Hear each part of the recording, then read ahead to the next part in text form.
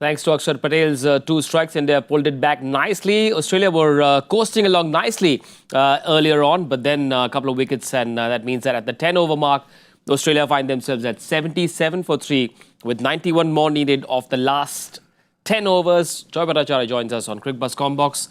Looks like India will make Australia work really hard for the remaining runs. Yeah, they were coasting, and then really Axar's 2 wickets, and then against the runner play, Shivam Dube gets that very crucial wicket.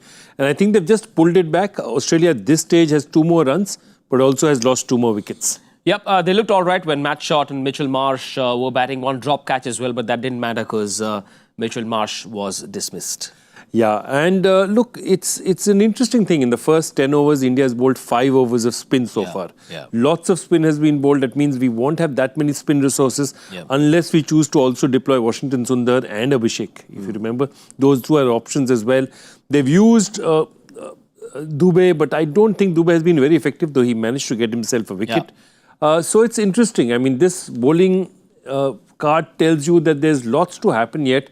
And it'll be very interesting to see whether India goes to take a 6th or 7th bowler under these conditions or just stays with this 5. Well, Varun Chakravarti has started to bowl his 3rd, which is the 11th over of the innings. And I suppose that perhaps gives you an indication of the kind of track this is. Just don't offer any pace and it makes life tougher for the batter. I think so. And the only point is that Australia has very few right-hand batters. And now India playing this game as they do nowadays, whether they will actually use a Washington Sundar or an Abhishek right now.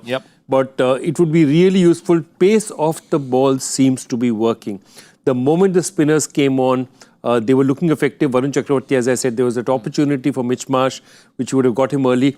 Nobody looked really comfortable against spin. So I think spin is the way to go.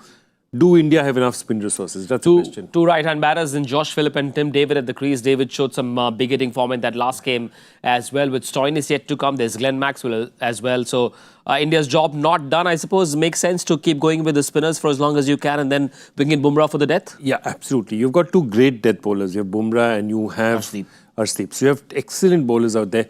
If you can get 6-7 overs of spin before that, which is really effective. I don't think Dube is looking really effective because even this change of pace, because he's not really fast, his change of pace is not that effective.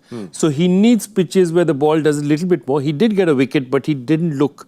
I mean, I'd rather see the spinners bowling out here. And that means that while Axar has 1 left and after this one, Varun will have 1 left, you are likely to see a little bit of Washington Sundar or maybe Abhishek Sharma, who knows? We can only hope. Right, we'll find out what Suryakumar Yadav has in mind. In 57, Australia need 88 and the spinners will ensure that the asking rate keeps going up. So, a fun climax in store. Enjoy it and join us on Cricbuzz Live at the end of this. Bye for now.